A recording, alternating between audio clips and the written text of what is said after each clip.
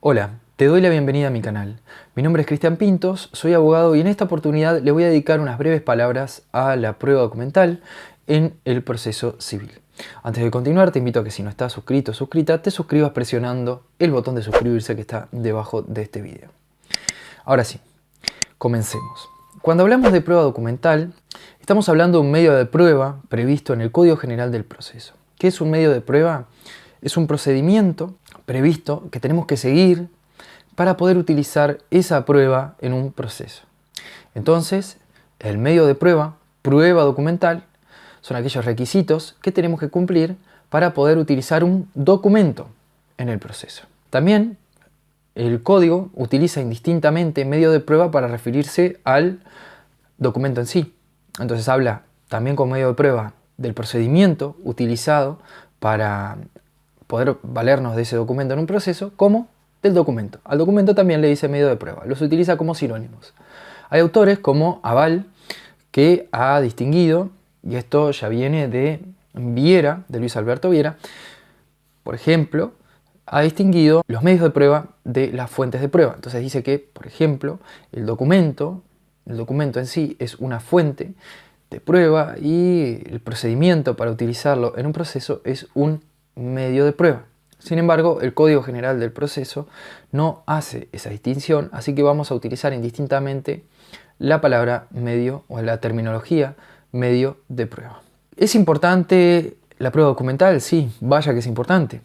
Cada demanda que presentamos va acompañada por lo general de al menos prueba documental. Casi siempre con la hoja de la demanda o las hojas de la demanda va una partida de nacimiento, va algún título de valor, etc. Puede que no tengamos prueba pericial, puede que no tengamos prueba por informes, pero prueba documental siempre hay. Entonces hay que conocer las reglas para que esa prueba pueda ser utilizada en un proceso. Al respecto, nuestro derecho acepta una concepción amplia de documento. Y documento no es solamente la hoja escrita, sino que puede ser también una radiografía, un video, una fotografía, un mapa, etc. Eso está contenido en el artículo 175 del CGP, que nos dice cuáles son los documentos admisibles. Entonces, un documento es cualquier cosa u objeto que represente un hecho. No hace falta que sea un papel escrito. Pero este artículo 175, en su segundo inciso, establece un límite o una regla de admisibilidad. Lo que ha sido conocido o que ha sido expresado por algunos autores como el ejemplo de la prueba ilícita, la carta misiva dirigida a terceros. Entonces, son admisibles la mayoría de los tipos de documentos, pero no se pueden utilizar como documentos, no son legales, no están autorizadas por el derecho, aquellas cartas misivas dirigidas a terceros, con algunas excepciones, como por ejemplo, en materia relativa al estado civil de las personas, quiebra, concurso y en juicios de o contra el Estado y demás personas públicas.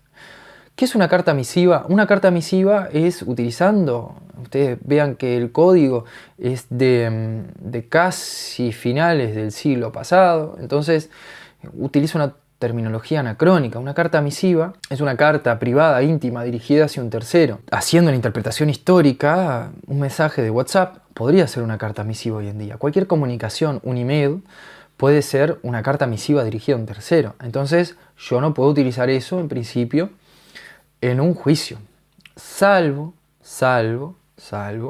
que sea una cuestión relativa al estado civil de las personas. Por ejemplo, en un divorcio yo quiero probar el adulterio, ahí no tengo esa limitación. Además, esa comunicación o esa conversación que tengo con un tercero la puedo utilizar, lógicamente, si soy el interlocutor o el protagonista de ese mensaje, porque si utilizo una conversación de un tercero, de terceros, en realidad puede estar cometiendo el delito de violación de correspondencia escrita previsto en el artículo 296 del Código Penal. Continuemos. Un término muy utilizado en el derecho es el de instrumento. Los instrumentos son documentos escritos, porque como vimos, un documento puede ser cualquier cosa u objeto que represente un hecho. Aquellos documentos escritos se les llaman instrumentos. Los instrumentos pueden ser públicos o pueden ser instrumentos privados. El artículo 1574 del Código Civil dice que los instrumentos públicos son todos aquellos que, revestidos de un carácter oficial, son extendidos por los funcionarios competentes según las formas requeridas y dentro del marco de sus atribuciones. Repasemos los requisitos entonces. Tiene que ser un documento o un instrumento revestido de carácter oficial. ¿Qué quiere decir este carácter oficial de los documentos públicos? Que deben ser un resultado de una actividad del Estado, como por ejemplo un certificado expedido por el registro o una partida de nacimiento. Además, este instrumento debe haber sido extendido por un funcionario público competente a tales efectos. No puedo yo, por ejemplo, si soy abogado y soy profesor de la Facultad de Derecho de la Universidad de la República, solo por ser funcionario público, autenticar documentos para presentarlo posteriormente en un proceso, porque no entra en el marco de mis competencias. Además, ese instrumento público, para que valga como instrumento público, tiene que haber sido otorgado o emanado siguiendo las formas previstas para el documento en sí, ya sea requisitos de fecha, determinados requisitos de forma que imponga el derecho. Nos dice el artículo que al instrumento público se lo presume auténtico, que como tal hace plena fe mientras no se demuestre lo contrario mediante una tacha de falsedad. Como ven, el instrumento público tiene una particularidad de que ya se considera auténtico. Esto quiere decir que no hace falta posteriormente o anteriormente a un juicio certificar la firma por un escribano público que dé cuenta de que esa firma es de la persona que dice ser, sino que ya se considera auténtico y no requiere una autenticación posterior. Los escribanos, por ejemplo, pueden extender instrumentos públicos cuando lo hacen mediante lo que se llama la escritura pública, que es protocolizada en un protocolo que ellos llevan y que es controlado por la Suprema Corte de Justicia. Por oposición a los instrumentos públicos tenemos los instrumentos privados, que son por oposición o con una definición negativa, todos aquellos que no son instrumentos públicos ni que han seguido el procedimiento para los instrumentos públicos ni han sido extendidos por un funcionario competente, etc. El Estado puede firmar o puede ser parte o puede extender documentos privados, pero actuando como particular. Esto es, los instrumentos privados son aquellos en los cuales actúan los particulares y emanan de los particulares.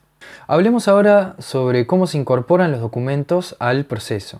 Habitualmente, cuando presentamos una demanda, como dijimos al comienzo, además de la demanda, agregamos otros documentos. Para que estos documentos puedan ser utilizados legalmente en el proceso, tenemos que cumplir con, entre otros artículos, el artículo 72 del CGP. En su numeral 1 nos dice que estos documentos tienen que presentarse en su original o facsímil con autenticación de su fidelidad con el original por escribano o funcionario público si legalmente correspondiere. ¿Qué quiere decir esto? Que si quiero agregar un documento, si quiero utilizarlo en un proceso, tengo que agregar el original. Esa es la regla. Se agregan los documentos originales.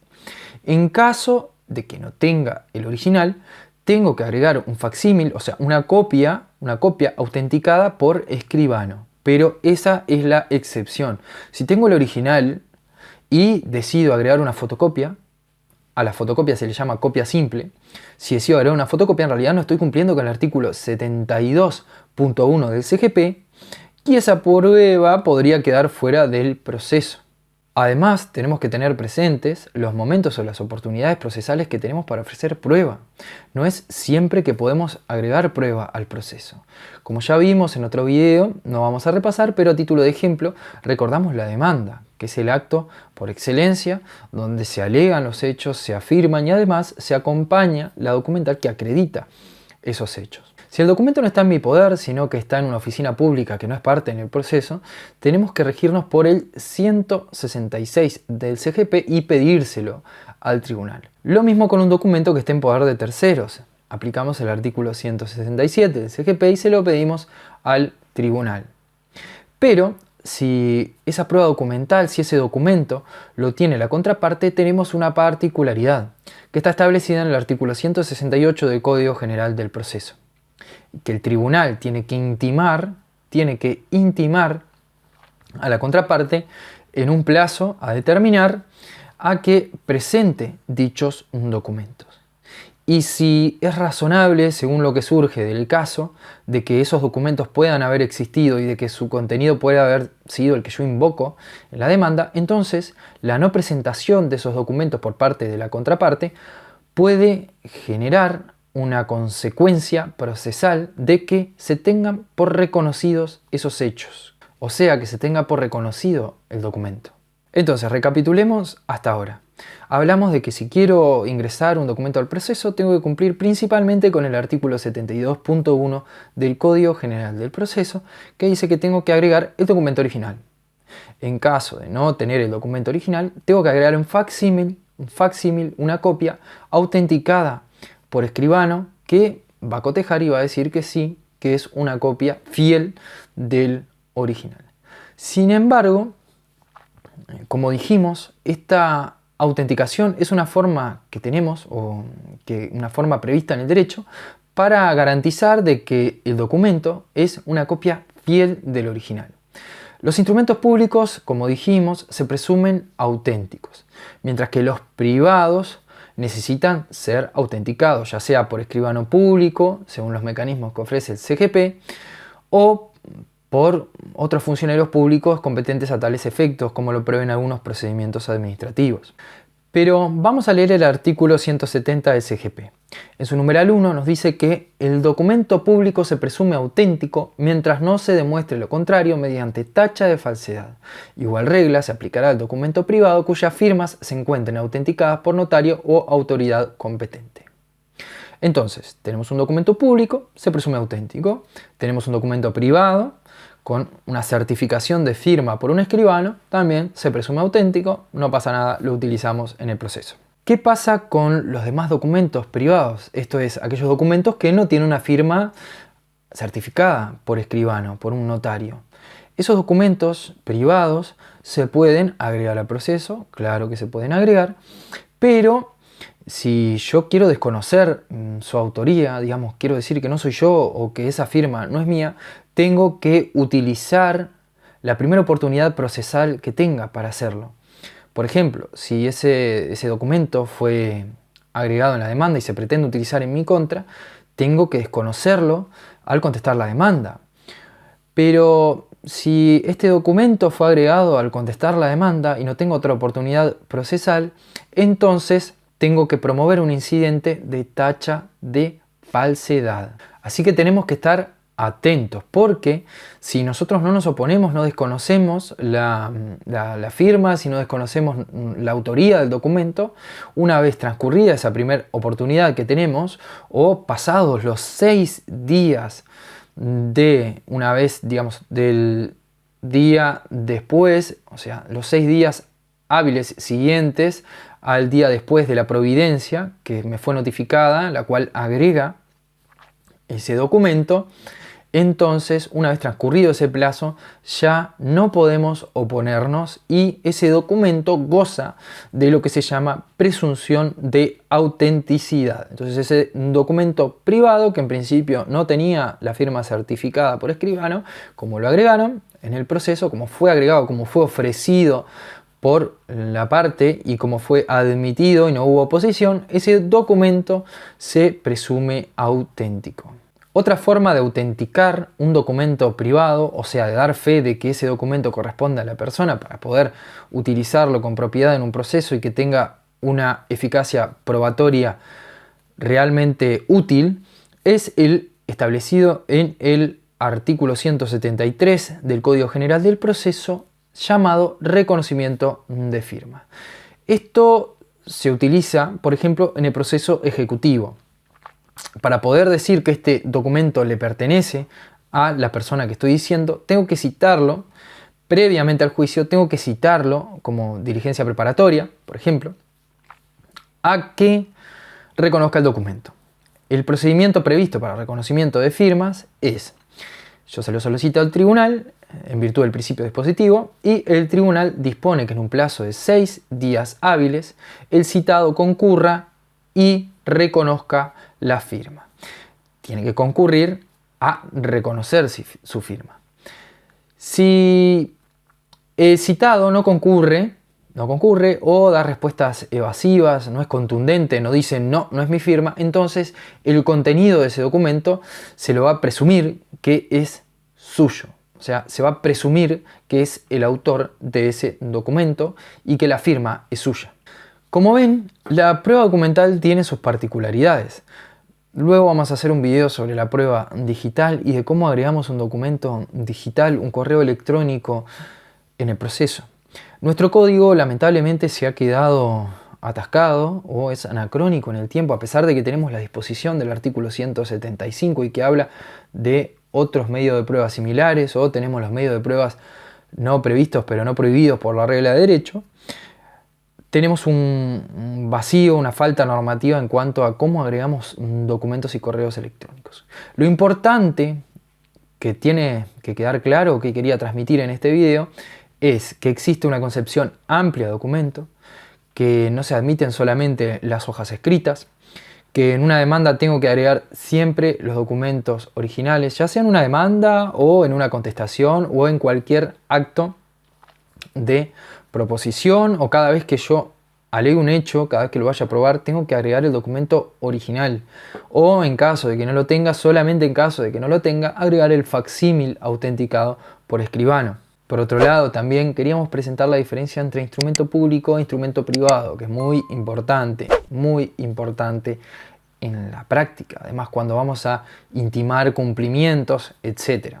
Por otro lado, quería también nombrar los mecanismos previstos para la autenticación de un documento privado en el Código General del Proceso.